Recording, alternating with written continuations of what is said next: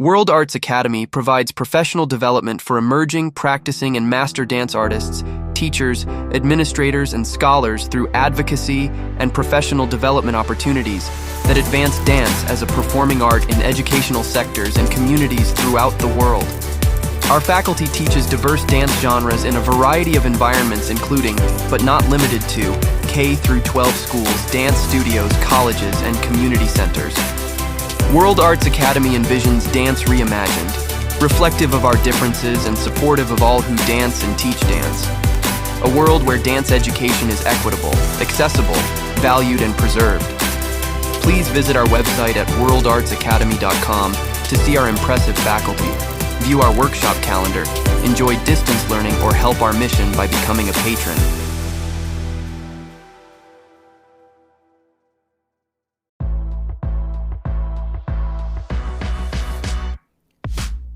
The Danceology podcast interviews the great masters of dance, the working professionals starring in today's most exciting shows, and the rising stars ready to amp up the craft.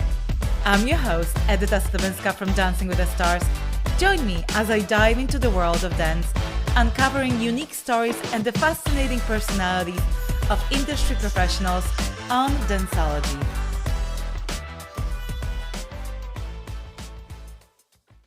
Welcome to the Danceology podcast.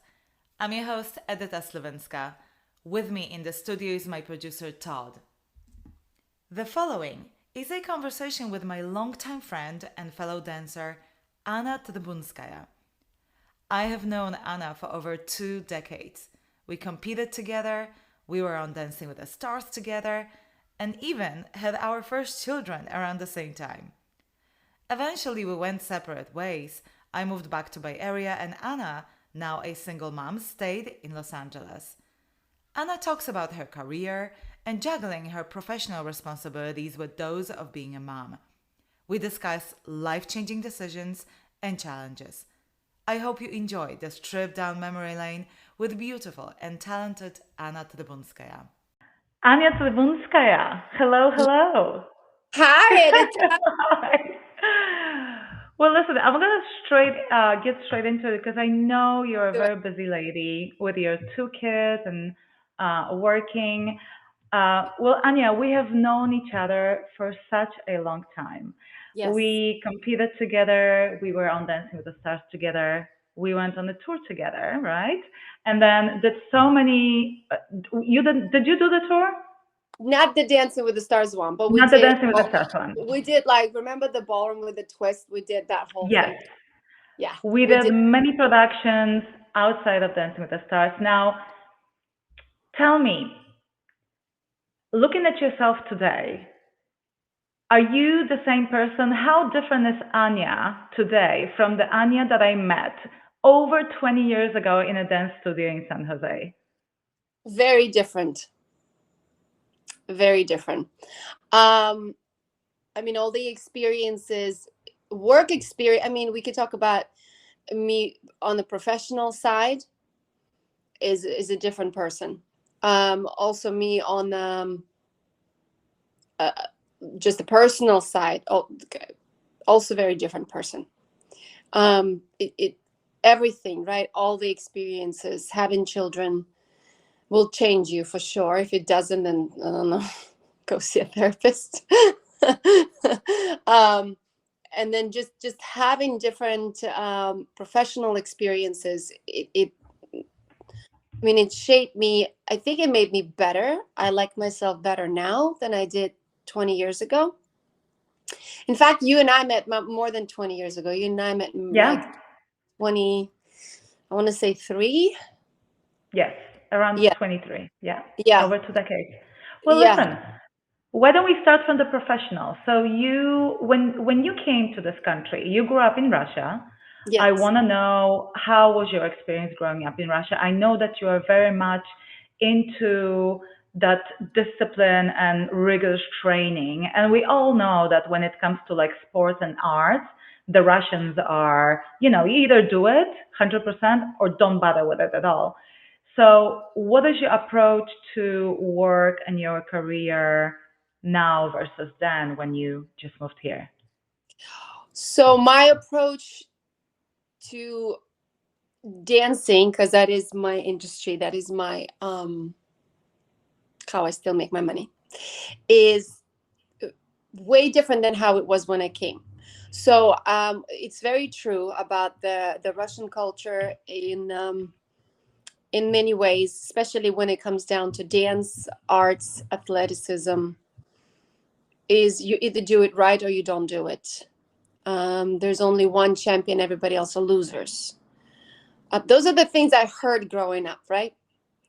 You don't have to be good at everything, but to choose one thing, you have to be excellent at it. That has to be something you are the best at, right? So it doesn't, that kind of mindset doesn't leave a lot of room for experiments, for artistry, really. It's very rigid. It's a perfection to the core. And I think it can take people, as myself, so far. And then what? And then what, right? Because then it's like, well, what's my next thing? And what's my next thing? And it becomes in the way that it is never enough, because you are never enough. So have you ever felt like that in your life, ever in your career? Oh, absolutely. All the time. Competing all the time. Never felt good enough. Never felt good enough. Never felt my cha-cha lockstep or cha-cha New Yorkers or rumba fan was good enough. I mean, I remember just, I hate that step. I hate that step. I hate that step. I just doesn't feel right. I just want to do it better. I just want to do it better, to the point where my coaches, including Richard Porter, who is our coach, and he says, well, lovely sense of humor. I mean, he'd say it's fine, like it's okay. There's nothing to work on. Like, move on from this. And I would just get so stuck. I mean, understandably why I feel a lot of athletes are that way. And because we were in dance sport, we were competing. It was more an athletic side, I would say, than artistic. So that never good enough, never feeling like reaching my full potential is something that was with me in the back of my mind all the time. Well, did Dancing with the Stars change that at all? Yes, 100%. What happened? Okay, so how did it help you get out of that rigid mindset? You know, failing actually was really good, and not and realizing that it's not about being the best dancer on the show like Dancing with the Stars. It's about being the most interesting, more popular, more artistic, creative. There's like all these other aspects to dance that it's not about technique. It's not the technique, you know. It helped me to let go. I started Dancing with the Stars as this, like, you know, season 2, as this full-on competitor, as this, like, this is what I do, this is how I do it. And then I did a season, and then I took a few seasons off. I took, like, I think 2 years off, really, about a year and a half off from Dancing with the Stars. And I went back to competition. And just that experience, just being there for a couple of seasons, it made me such a better dancer. And psychologically, it made me such a better competitor that, I mean, I highly would recommend to anybody who is competing these days to take other dance forms, take an acting class, take an improv class, go do performances that are not even anything to do with ballroom. Do something that is like complete out of your comfort zone. Get yourself out there, because it's a good ego check, number one. And number two, it just enriches you. It just makes you, it doesn't change you in the way that you're a completely different person. It just makes you more faceted, like a diamond, right? The diamond is not a rough stone. It now starts to have all different facets. So there's, you know, The teacher just came out. Just I had to plug it in. So listen, so it feels like you kind of made a full circle. You were Yeah. in competitive dancing, then on Dancing with the Stars. You were very much into live stage production or TV production sphere, like entertainment industry. But it seems like you are back in that competitive environment again with teaching. Your children are dancing, or not quite? Not quite. I mean, I am. I feel like, well, I'm a better mom. It sounds funny, but I'm a better mom being on Dancing with the Stars, because I feel like Dancing with the Stars and dealing, doesn't say positive, working with, cooperating with celebrities made me a better mom, made me a better delegator, It's made like a me, training for being a mother.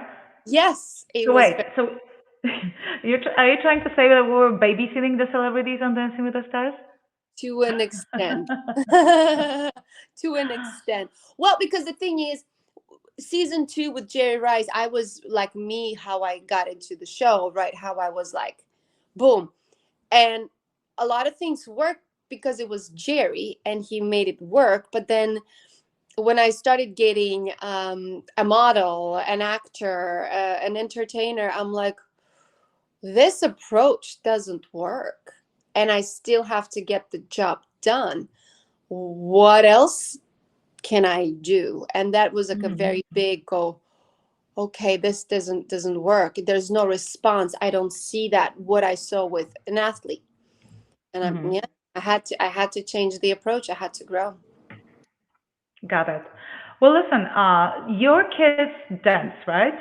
Yes, What they is do. the approach that you have? What is the approach that you have with them? Is it the Russian, the strict approach, or kind of do it for fun? It's What, in between. It's in between. It's not, oh, just do it for fun, honey. Everything you do, here's a participation trophy for you, which is what a lot I see in the American sports and too, right? And in arts. Oh, everybody gets a medal. Everybody gets a participation trophy. Everybody gets like their, you know, I'm happy, so happy you showed up. there are no losers. Yeah, everyone wins. Sure. Everybody, yeah, it's like we all just here having a good time. And I go, well, that is great. And I do want to have some of that. It, however, is not real life sometimes. And I feel my job as a parent is to prepare, or as a coach, really, because when you're a coach, you're a parent to your students, you know, is to prepare them to different life situations and go, things could be this way, it could be this way, and give you this way, and give them options. And at the end, they have to decide to themselves, for themselves, which way they want to go. And the thing is, I'm keeping them right now in, I'm not keeping them. It's very hard to make my kids do anything they don't want to do. But as of now, they're interested in being in the dance sport environment. However, it's not the only thing they do. Like when I was growing up, that was the only thing I did. I went to Mhm. school and I went to ballroom dance class, dance sport. They play piano. They go do different kinds of sports. Amalia tried all sorts of sports. Now she wants to go do swimming. Um, they do other things. It Mhm. it's much more rounded approach, and it's okay that they're not winning in the competitions, and that's okay, because when the time comes when they're going to say, you know what, I really want to be winning at the competitions, I think then there's going to be a conversation, well, why do you want to win at the competition? Well, what does that give you? Well, I feel like I could do it. Is it you want to prove, who do you want to prove it to? If you want to prove it to yourself, then definitely do the competitions, because that's such an environment to constant growth. But if you So, want to, mhm. yeah, Yeah, go yeah, ahead. no, I totally get it. And with the approach, my biggest problem with the sort of American or more a different approach, and I'm not up for the super disciplined Russian approach either. But my problem is that kids get trophies or kids get rewarded without putting in effort. So for Correct. me, I don't care what they do. I don't care whether they are super serious about it and train 5 hours or a day or 2 hours a week. I just want them to put effort, and as long as I see that they do put that effort, I feel like, they should be rewarded, and that's completely fine. Now, so Correct. listen, so you're talking about winning competitions. Would you want your kids to be competitive dancers? Do you think that's a good career looking back at your career? I think it's a way. It's not the only way. I had a very successful career. I also had to put a lot of my energy. It really was my lifestyle, and I'm proud of my career. I'm proud of what I've achieved. That that's a way, and um, just by being their mom, they see that's one of the options. Mm. Um, is that the only option? No. I mean, I think they're going to choose for themselves. I think around 12 years of age, when kids start to go, okay, this is really what I want to do seriously. And then, of Mm. course, it all changes in high school, and then after high school, and then after college, if there's a college. I'm thinking about multiple ways of how it can go. And honestly, either way, it's fine. Um, However, what I see in the dance sport environment and just any sports environment is this direct connection between the work that you put and the result that you got.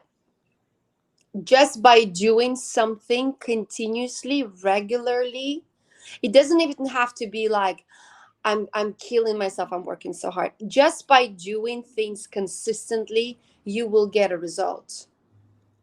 Yeah, you're learning that the work you put in, you're learning the work ethic and consistency and the discipline for Correct. sure. Yeah. Correct. And then you learning body awareness. Being a dancer, you learning music awareness. You're learning other awareness of how you are in the room, how you conduct yourself, how to be feminine. I think every girl should take dance or a form of dance, whether rhythmic gymnastics or ballet or ballroom or tap. I think every girl, they could play sports and do softball and be in the science projects or science club, whatever. That's all good, but I think that part, I mean, there's so many transition into, now that I have a dance studio and I have wedding couples. Right now it's the wedding couple season, right? They're all like getting ready for weddings. In fact, I might be going teaching a wedding couple two lessons today. There are girls that come in and don't know how to wear heels, and they're about to get married because their whole life they were wearing tennis shoes. And Yeah. some might Yeah. say, oh, Anna, this is old school of thinking, this is not important. Is it though? But is it not important for a girl who is in this feminist world to feel feminine and not only Well, feminist? you know, they might be feeling feminine without wearing heels. I can totally see that. But I think that I agree with you. I think that dancing or sports in general, for a girl, for sure, dancing or some kind of form of expression that involves music is just really important in creating like a well-rounded individual. I You think know, so. so I completely see that. Now, let me switch subjects because so you said you wouldn't mind your kids to continue with the ballroom career or the competitive career, but let's talk about No, some hardships that yes. said again. Yeah, I don't mind. I mean, like I said, it's really up to them. This is the option they always will have. They will always have me to kind of guide them, not telling them, but guide them. And I know people that can help them, right? But it's not the only option. The hardships, though, like in anything, when you take it to another level, it's the priorities. Is that a priority for you? Is that what you're willing to do for 15, 20 hours a week versus other stuff that you could be doing? You could be going to sleepaway eco camp instead. You go into a dance camp. Right. It, It's a really tough choice. It's a very tough choice. I yeah, have my son has a birthday party this weekend, and we didn't coordinate it with my husband with Alec, and I goes, well, he has a soccer camp, um, there you go. and and basically Michael, who's only 10 years old, he's going to come back from school and he will have to choose whether he's going to go to an epic birthday party of 3 boys, it's an amazing place, or he's going to go and play soccer. He's very serious about soccer right now. So these are the choices that they have to make, and different people look at it a different way. And this is part of the question that I want to kind of dig in with you. I spoke to an Olympic ice skater, Paulina Edmonds, and she told me when I asked her, would you want your kids to do what you've done? Because she practically did not have a childhood. She Yes. trained before school, after school. Your mom was her trainer. She didn't go to parties. She didn't even go to vacations for most part because she was always in training. And I asked her, when you have your kids, would you like them to do the same career path as you did? And she said,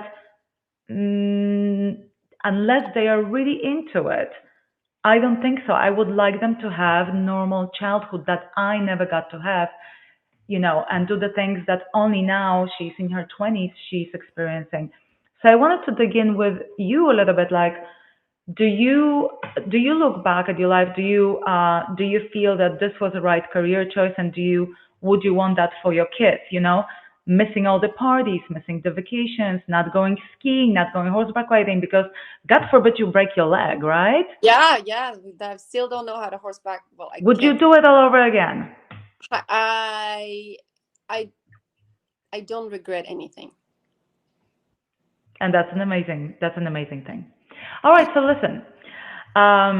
When I met you, you danced with Jonathan Roberts, who's the nicest person on earth. But now, one of the aspects of ballroom dancing is dancing with a partner, and that can get tricky. Things can get very intense.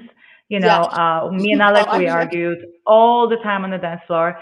And one of the reasons why we kind of moved away from competing is because we noticed that we argue on the dance floor and we never argue outside of the dance floor.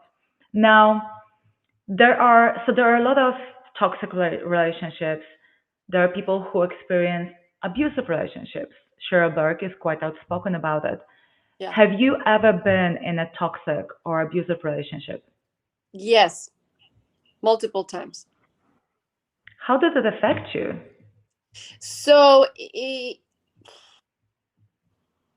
and multiple times. Is this something common in the ballroom world, you would say? So if we come down to ballroom, I had a couple of partners that were very toxic people before Jonathan. I think he was probably one of the most rounded person. And I think because he did actually have a normal childhood, and he didn't start dancing until he was like 19 and 20. And when he chose that path, he was like a fully adult. I mean, he lived by himself already. He moved out, and he went to college, and he just stumbled into it, fell in love, and started doing this. So he was a big refresher, so to say. But since then, I actually have worked with people that had, most of them are Americans, not a lot of Russians, but some Eastern Europeans that were competitive dancers and yet the nicest people, and yet just polite and kind and considering, and also knowing their worth, right? Because it's all about, comes down to knowing your worth. Because you don't know your worth, you don't have your boundaries. That's like, you just such an easy target for abusive relationship. You just draw it in. And going back to that very beginning, never feeling good enough and needing that sort of needed to prove myself, because we can go back, but that feeling, and I think maybe our listeners, a lot of women or men, will relate, not even being in the ballroom competitive world, just in regular life, right? People like, I keep dating the same guy. It's a different face, but it's the same guy. Or I keep marrying the same guy. Well, I went to all the different kind of, I was dancing with this kind of partner, and then I danced with this kind of partner. And then there was Jonathan, and then I danced with somebody who was an alcoholic. And I was like, was an incredibly talented dancer. And how did I navigate that? How can you dance? How can you dance competitively and be an alcoholic? How is that possible? Well, how can a person drink every night, couple of shots of whiskey, and then go to work the next day? It's a function in alcohol. Right, but work is different than physical. Like I can't imagine an athlete doing that. I mean, I'm not questioning it. It's just I'm trying to comprehend it in my head. Obviously, you Oh, witnessed it's it, but done. that's It's done. My father was an alcoholic, and he was a competitive dancer. And he stopped drinking after he had two of my sisters, and he was way older, and he's been sober for 25 years, actually no, about 23, 22 years he's been sober. But he was a very successful competitive dancer, and he did it. How can actors be, with their crazy schedule, with their crazy working hours, how can they be drug addicts and alcoholics? And it's all about it's all possible. It's all out there. So yeah. So what happens? So what happens when you are in a relationship with someone like that? What does it look like? I mean, when I was dancing with my again, nicest guy, biggest heart, clearly had issues that he had to medicate with alcohol, right? I was still married to Jonathan, so I had that working for me. So we As weren't a dating. rock, as a backup. Yeah, I could always go back home and be like, oh my gosh, I'm actually with a normal person, and this was what I dealt with today. Was like, whew. But I still danced with that guy for 2 years, and it's still, as a competitive couple, you may as well be married. I mean, you spend more time with each other than a normal married couple would. I mean, you spend 5-6 hours a day together, and then when you go to trips and the competitions, and it's like you're 24/7 with them. Like, it's, how it is. We weren't dating or Completely anything. no. Yeah, I mean, we weren't dating or anything, but we still spent so much time together. I mean, he was really like, I may as well be dating that guy. Not, there's no sexual thing, but then again, I mean, is there? Because we're dancing Latin, we're touching each other all the time. I mean, it's like I had a relationship with an alcoholic. It was a working relationship. It was competing. It was a dance partnership, sure. But it was still but it's still a relationship. It's still Right. dealing with that person. And you still calling them at 7 a.m, waiting by their doors, like, hey, we have a flight to catch. Where are you? And I'm like, oh shit. Oh my goodness. Were you drinking? Yeah, that's yeah. Yeah. Right. I think actually, partnership and maintaining and finding the right partnership is the key to success in ballroom dancing. And obviously, when someone is troubled and dealing with alcohol addiction, that's almost impossible. They have to deal with their issues before they can deal with the rest of the world. Now, do you think that having a father who had similar problem had an effect on you and at how you looked at your relationships later on in life? 100%, of course. As a girl, you base your guys off of your father, or the lack of, or your stepdad, or whoever is, or your grandfather, anybody that was a parental figure in your life, or even a coach. If some girls that don't have a father present in their life, but they have this athletic coach or a teacher or a dance coach that they constantly see, that becomes a father figure for them. So when you were dealing with the toxic relationships, you mentioned you experienced that before Jonathan. Were you aware at the time that you were in a toxic relationship? No. Or you only realized that you did not? Is that because of your relationship with your father, or because of your I mean, I don't know. Why do you think? I was like 18, 19. I didn't psychoanalyze myself at that point. At some point, I realized something isn't working here. And why am I doing this to myself? And that was a big, like, why am I doing this to myself? What am I trying to achieve here? Like, why am I letting myself cry? Why do I come from practice every day and I cry?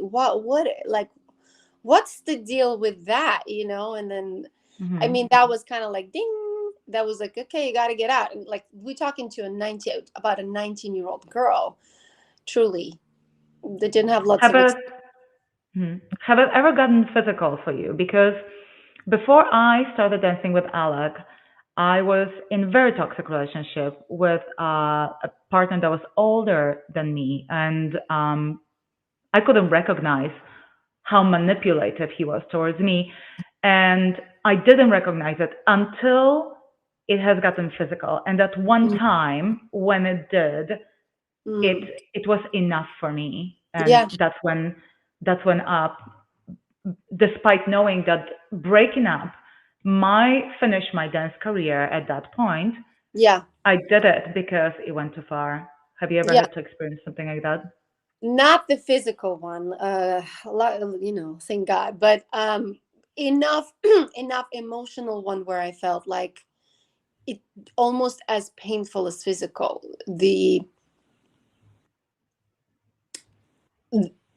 words, the shaming, the guilting, the all of that, right? It's like just the heartache, so to say, was enough. It didn't go to physical. But I'm wondering if I would stuck with that person long enough that it would, maybe. I don't know. Yeah, well, listen, emotional abuse is just as harmful as physical. It can scar you for life. Stays longer. It's absolutely terrible. But my question is, it seems like it's quite prevalent. It happened to me. It happened to you. It happened to Cheryl. I haven't talked to, obviously, all the dancers out there. Why do you think it's so prevalent in ballroom dancing? I don't think it's only prevalent in ballroom dancing. I think it's just prevalent in any dancing, sure. In anything. You think in life? I think it's just life. I think ballroom dancing makes it maybe a little bit more exaggerated. It's artistic people trying to compete is very tough. We didn't start talking about sports psychology. My first sports psychology lesson was probably one of my first introductions to psychology, was with Maximilian Winkelhaus in San Jose, that we brought him in from Holland. And he was talking to us about things, and I was looking at him like he was speaking alien language, even though I understood English perfectly well. And I was like, what is going, and I'm sure he saw right through me. And I'm sure he saw right through me and Jonathan at the time. And it was just like, I don't know, what are you talking about?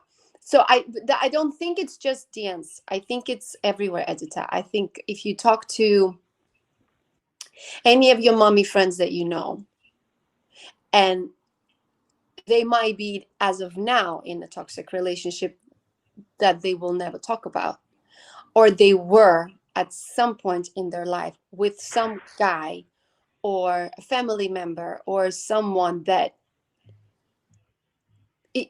abused them one way or another. We live in a world that is not perfect.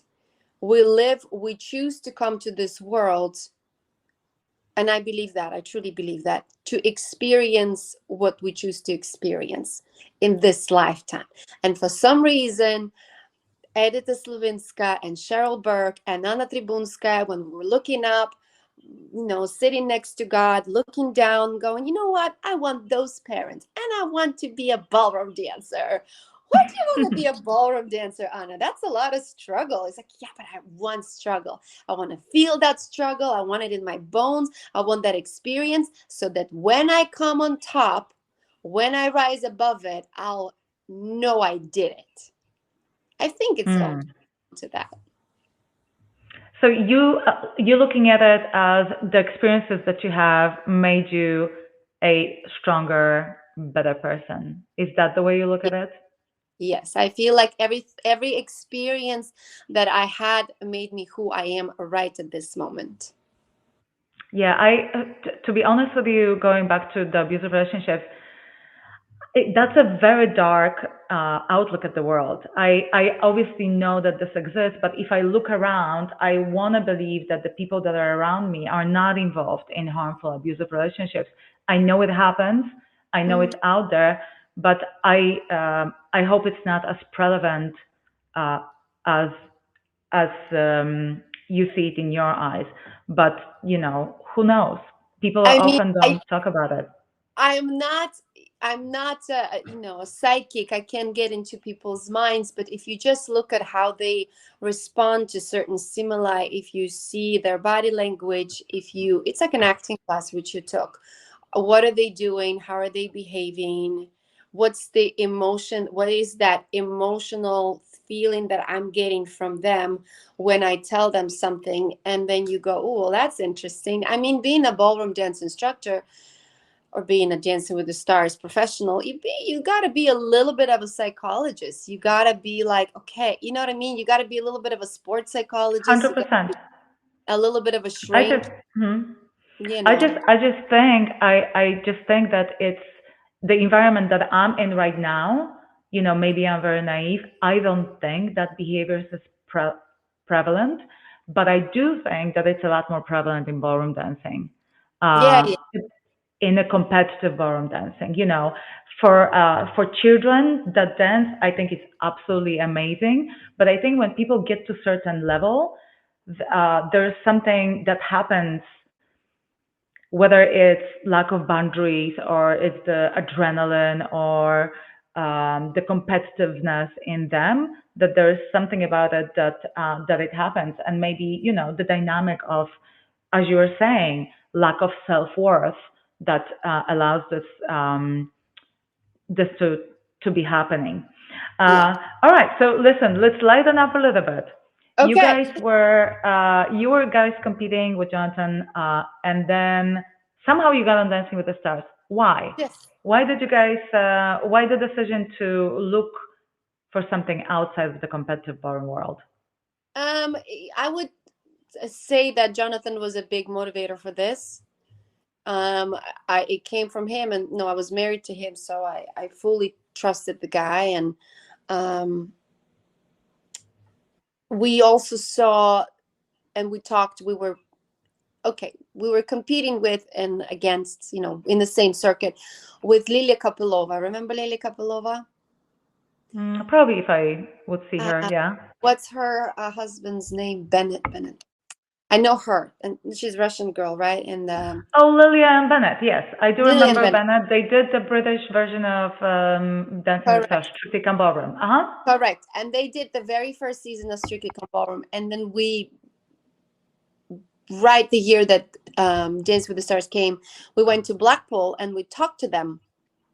And it was like, how was it? We saw you did this. And we, oh, whoa. I mean, you guys were on TV. Look at you. You're like, now people in England all know who you are. And how is that? And they're like, this was the best experience.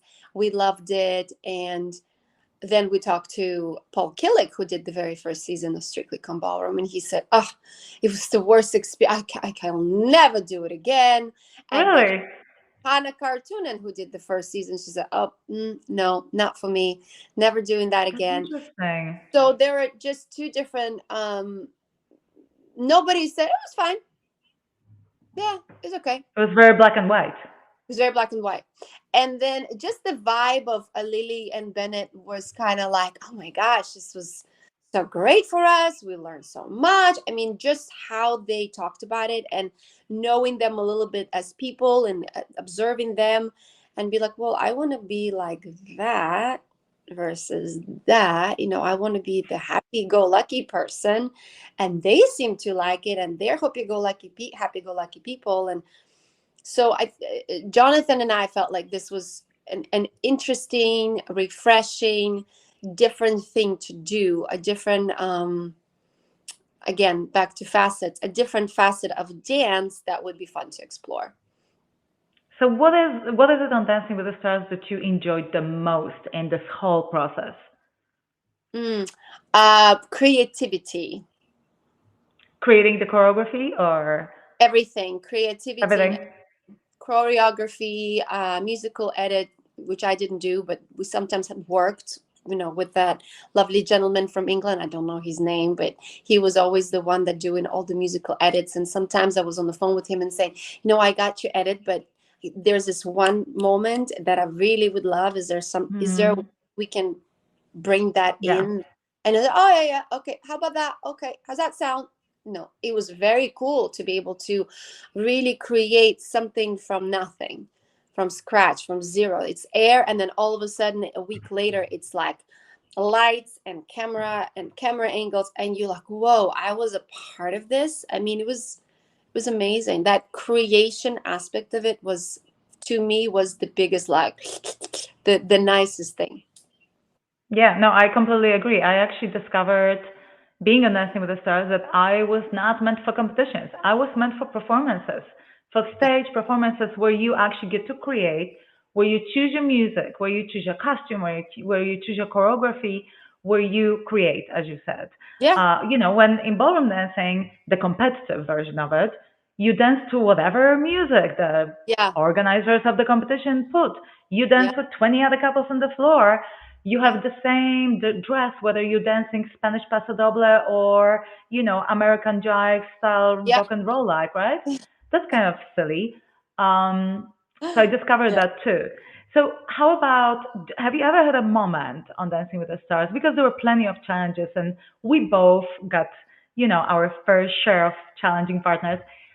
Was there ever a moment when you were like, I'm done, I'm quitting? There was a moment of,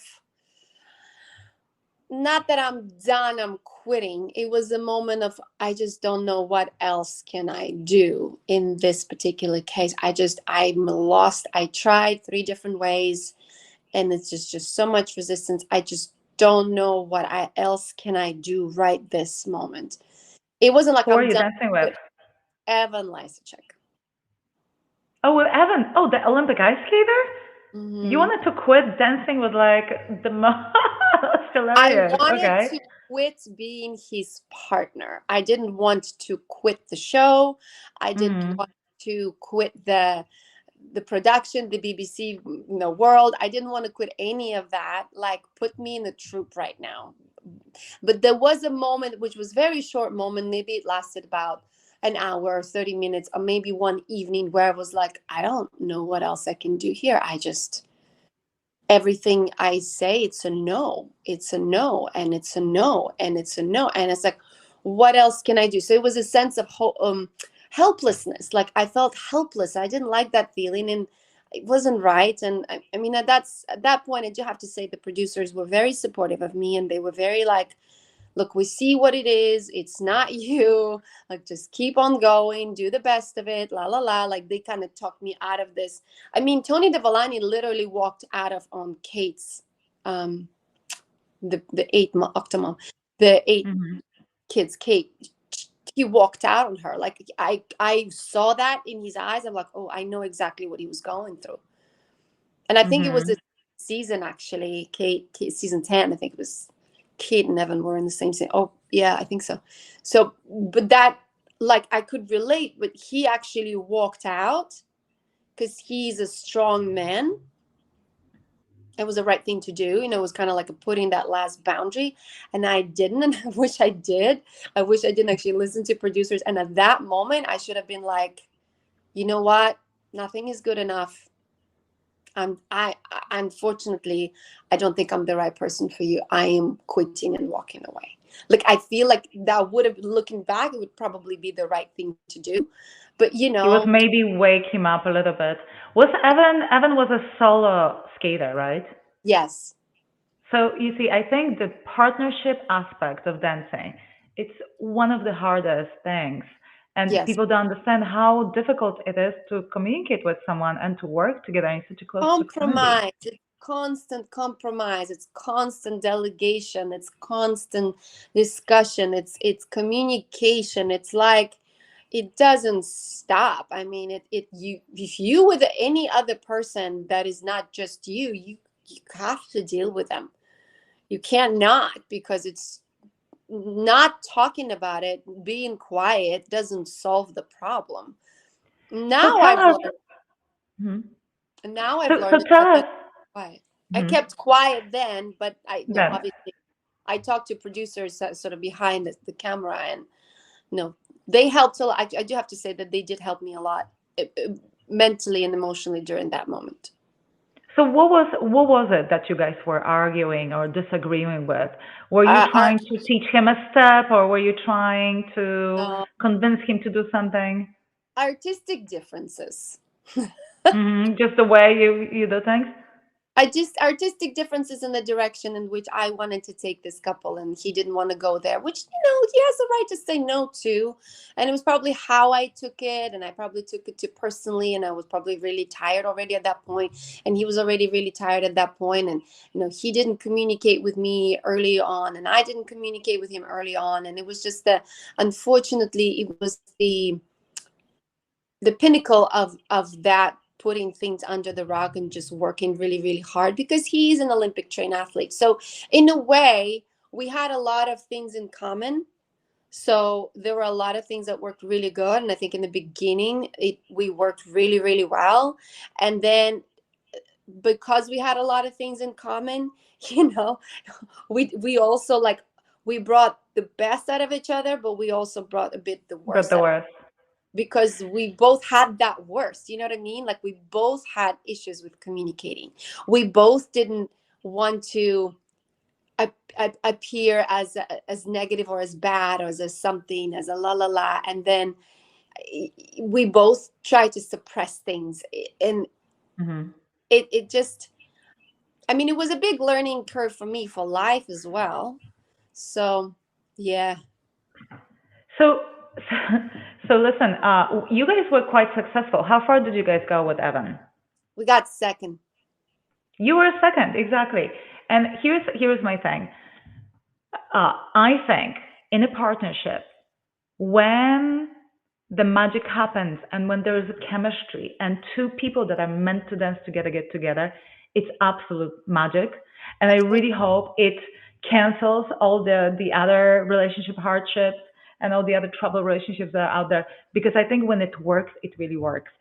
Yeah. Do you think if you guys had this incredible chemistry together, and I'm not talking about private Yeah, life, yeah, I'm dance. talking Yeah, about chemistry, dance yeah, chemistry, yeah. would you win? Of course. I feel Do you like if think we that's what it was? You were lacking chemistry? I no, it wasn't like in chemistry. It was like in communication. I think we had enough chemistry, and we had enough Mm. physical look, and we had enough of this and that. It was just lack of communication early on. It was really that. It was the soft skills that didn't do it, not the hard skills. Mm. Well, that's a pity. That's a pity because you guys. I mean, I remember some of the numbers flashes in my memory, and obviously, you're both amazing athletes. So Thank listen, the thing that I really wanted to talk to you about, because you have two beautiful children and you thank you. are a dancer, Yes. and your mom, is about balancing the career and balancing being a parent. And now I'm going to refer a little bit to your interview with Cheryl, where you said that you guys, your relationship with Jonathan Roberts didn't work out because he wanted to have a family, he wanted to have children, and you were not ready for it. Hmm. And yet, when you look at the Dancing with the Stars now, there are so many dancers there that Yeah. have children, Yeah. went back to the show, they are still dancing. They take the kids on a tour. I just spoke to Pasha and Daniela, and they say, our life never stopped. It just keeps going. Do you think, looking back, that you guys could have done both, that you could have it, that you have done it then? And if not, why haven't you gone for it? Like, why we haven't had children? Well, okay, so why did you feel that you need to sacrifice the family or sacrifice your career for the family? If, I mean, I'm just I, kind of quoting I your were quoting your answer that you thought, that you explained to Cheryl that you guys broke up or got divorced because Jonathan wanted family and you wanted to continue with being Well, on it Dancing with the wasn't Stars. the only thing that happened. It's never just one thing. There are multiple facets. And later, Jonathan went to speak about it with Cheryl, and he said it in his way. He's like, we grew apart, which is true. It's like we just went our separate ways, and there was nothing bad happening, and just the timing didn't work, and blah blah blah blah. Is many many different things. And in regards to other people that I see that they're having babies, going back to the show, and going on tour and creating projects, and or being totally like insta moms with millions of followers, like, here's the thing: to each their own. This was my journey. This is what I went through. This is what I had to go through to go to the next level. But it doesn't mean it is for you, and it doesn't mean it is for her, and it doesn't mean it is for him. Everybody, like, I truly believe we all have our own unique fingerprints. We all have our own unique voice timbres. We all have our own unique DNA, right? So I truly feel that to each their own, and it's fine either way. Like, it's great that they could do that, and it's great that I didn't. And it just is, like, everything is okay. Any way is okay. Any way is possible. At that point, for me, because of my childhood, because of my upbringing, because of my worldviews, because of da da da da da da da da da, was that. So For at that Daniela, point, you felt. you know, So first of all, it's not a word of criticism. I actually believe my outlook on life is that as much as people can say you can have it all, I don't believe you can ever have it all. You can be happy, you can be satisfied with your yeah, life. Absolutely. I don't think you can have it all. I don't think you, for women, and it's unfortunate, but I don't think that women can have a full career and have children and work and stay at home and raise their baby. Something's gotta give. And I think it's about keeping the balance, yeah, and whatever balance works for you. But you cannot tell me that you can have, as a woman, you can have a full career and raise a 1 or 2 year old. These children at the very early age, they need you 100% of time. totally, yeah, And of course. and you know what? And I respect any choice because there are women that have to go back to work. I mean, maternity leave in America is ridiculous. It's like 2 months or something like that. 6 weeks. And It's 6 weeks. it's unbelievable. The child, the baby needs you. It's a physical need. That baby needs to be Yeah, held in of your course. arms and cuddled and talked to and all that. So I think, and I know how it is on Dancing with the Stars. You are gone whole day Yeah, between trainings, interviews, and wardrobe fittings. You're gone whole day. There is no way you have a 3 month old baby and you are not dying missing that baby inside, or at least that would be me. yeah, Um, so something is going to give, but I respect the choice of, you are in a certain point in your life where you have to do it, or that's your choice. That works mhm, for you. It's perfect. But what I'm trying to say is that these choices are not easy, and something always got to give, unfortunately. And I think it is about keeping that balance. So my question to you is that how do you keep that balance? Where is ooh, your life now? mhm. Keeping your responsibility as a mom and working. Yeah. So I agree with you. In a sense, you can't have it all. I will just add a little thing to it. You can't have it all at the same time. Of course. You can have it all incrementally. You can have a career and then have your children, or you can have your children early on, like, for example, Alison Holker, or like my mom did. She had me really young, and then she had a full-on career. She became a Soviet Union, still mind you, champion in the show dance. Like, like, she still had it. She had multiple dance studios. She had beautiful competitive children that were in Russia, right? That it was a big competitive studio, one of the most successful in my region. So I think you can have it all, but not at the same time. So my choice was to have my career, my competitive, my traveling crazy career, and then have my kids. And I still was traveling. I would still do some coaching and some performances. And now I'm to the point of my life where I want to be taking care of the kids a little bit more, like with them, school, hangs on. And I have my dance studio, which I'm going to totally plug in right now. Oh, please do, yeah. Yeah, we have multiple events happening in the studio. We have our annual studio showcase happening June 22nd. Where is your studio? Can you tell our listeners, where is your studio? Where is it located? The studio is in Hermosa Beach. It's called You Can Dance, because you can. If you can walk, you can dance. Even if you have one leg or no legs and you have prosthetics, you can still dance, like we've seen on Dancing with the Stars, right? So that is something of interest to me. Like now I've gone to the level where, how am I as a businesswoman? What can I do? How can I, keep growing in a different aspect? So, and the thing is, I truly believe it's not about quantity of time. I really believe it's about quality of time. So when I'm with my children and I ask them of the same, is the laptops closed, phones away, and I'm with them, I'm present with them. And it might be a family dinner. It might be when we're driving in the car and we're talking and I'm truly listening to them. How are they doing? What's going on? And, if it's a walk, we do a walk.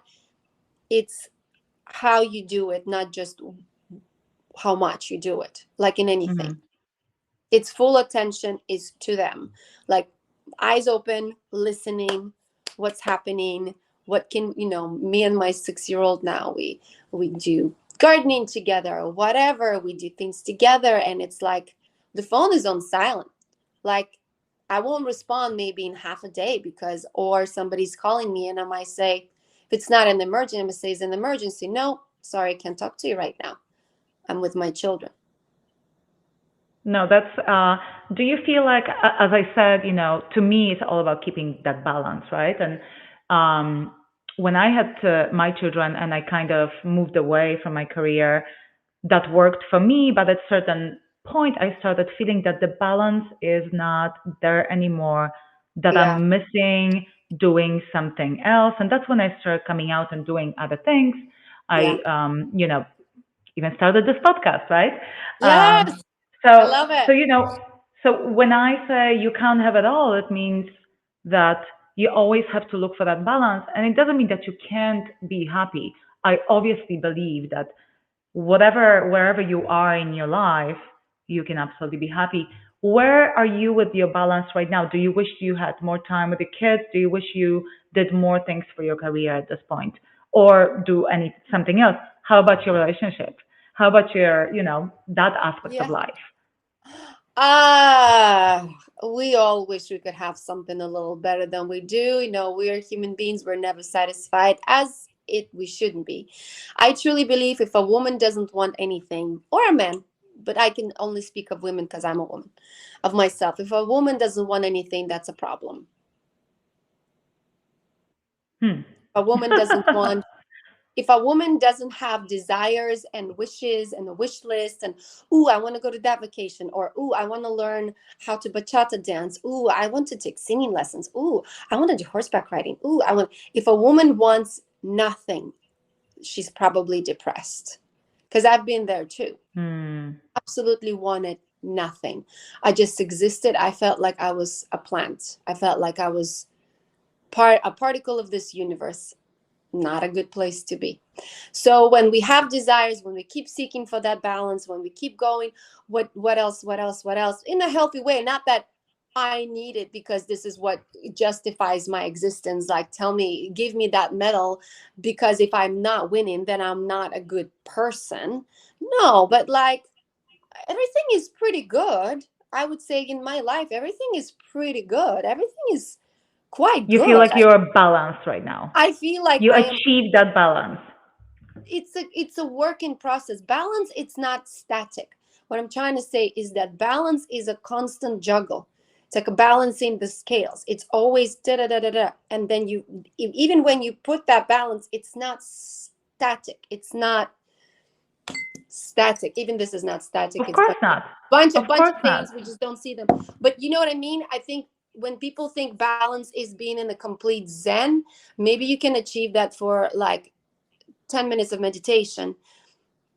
But then life changes all the time. Life is all about change, movement. Of course. Life is movement. On that happy note, I do need to go. All right. Well, Anya, so very last question for you.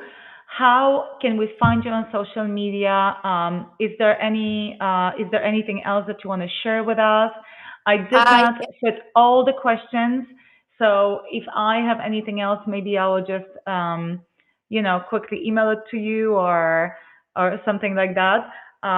We did cover a lot. So if there's anything else you need to share with us before you run, please do. I think we talked about so many things. I'm pretty good. You can find me on @Trebunskaya on Instagram, Anna Trebunskaya on Facebook. I also have a TikTok and I have X, Twitter. Says you'll keep calling Twitter. Wait a second, you have 2 X's. Just kidding. Yeah, that's funny. So the X Twitter, I have all the Twitter. So I am Anna Trebunskaya on Facebook, @Trebunskaya on Instagram. I believe Twitter is, they all verified, so you can't, except TikTok. The TikTok is like, I don't do it very much. It's probably because I'm a little bit older than that generation. So it's not quite is happening for me, but it's there. I put stuff out there occasionally. And then, of course, my studio, You Can Dance. You can find it on Instagram, Facebook, Twitter, TikTok, and we started YouTube. So anyway, I probably invest more now into that side than in my personal side, which is fine. It's a learning curve for me. So anyway, you can contact me through the studio or through my own personal pages. So Anna, your studio is in Hermosa Beach, which is Los Angeles area. You live in Los Angeles area. That's where people can find you. Are you planning to stay in that area? As of now, I don't see myself, but I always enjoy Europe. So if I could ever end up in Europe one day for at least a year, I would absolutely love that, but not in my nearest future. Are you okay raising your family in Los Angeles in like the Hollywood culture? It normalizes it for them, though. That's the positive of it. It's not such a, like my daughter was talking about, she's like, oh, people come to LA and they go, ooh, Hollywood, wow, Los Angeles, Santa Monica, wow. And she's like, for me, it's like, yeah, Santa Monica. Yeah, Hollywood. That's my hood. Okay, whatever. Like for her, it's not like this thing, she doesn't feel like, oh, I'm going to go Hollywood and make it. She's like, I live 30 minutes away. Like, what's the big deal? You know what I mean? Like if anything, it makes them a little bit more like street savvy, not as impressionable by that. Yeah, TV, okay. My mom was on TV, okay, whatever. Like, you know what I mean? It's not like, ooh. How do they look at their dad? Their dad is very like involved. He's a writer, director, actor. Yeah. Do they get a little bit of that from their dad? Same thing too. They're like, yeah, my dad acts. Yeah, I see him shoot auditions sometimes. Yeah, he produces. Yeah, like it's normal for them because that's just their everyday, So it's not like, so if they choose to become a NASA engineer, like that's going to be exciting for them. So both dad and I hoping like their dad and I were like, well, they've seen this side, so maybe they'll choose another side, and that's fine. All right, Anya. Well, thank you so much. Thank you for your time. I know you have to run. I'm looking forward to catch up. Hey, maybe a few seasons forward, we'll continue our conversation. Absolutely. All right. Take care. Okay. Bye, guys. Thank you for listening to the Danceology podcast. Please be sure to rate and review this episode. If you have questions or comments, you can email us at danceologypodcast@gmail.com. We are also on Instagram and Facebook at Danceology Podcast and available anywhere you listen to podcasts. Thanks for listening.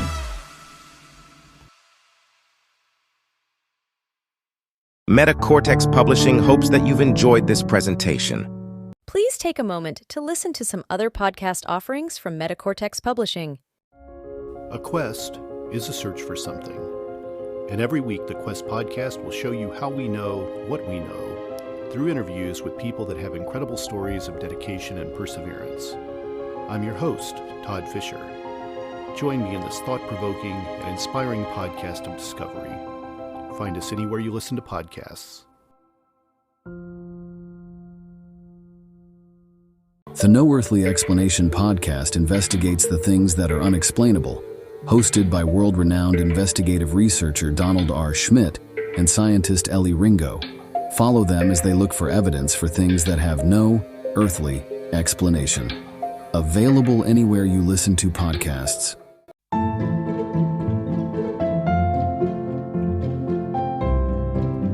Hi, I'm Father Daniel Duplantis, a Catholic priest, martial artist, and host of the Karate Priest podcast.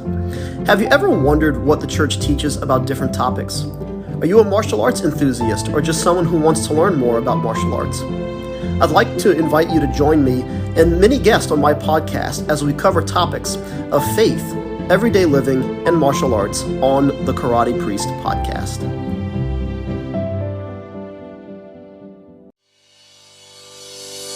Thank you for listening to this podcast. Please be sure to rate and review this episode. This podcast is produced by Todd Fisher and Anthony Smith and is distributed by Metacortex Publishing. This podcast is copyright. Any previously trademarked or copyright content is used by permission. Information and opinions stated in this podcast should not be construed as medical advice. Please be sure to visit the official website for Metacortex Publishing at metacortexpublishing.com or find us on social media for other unique content.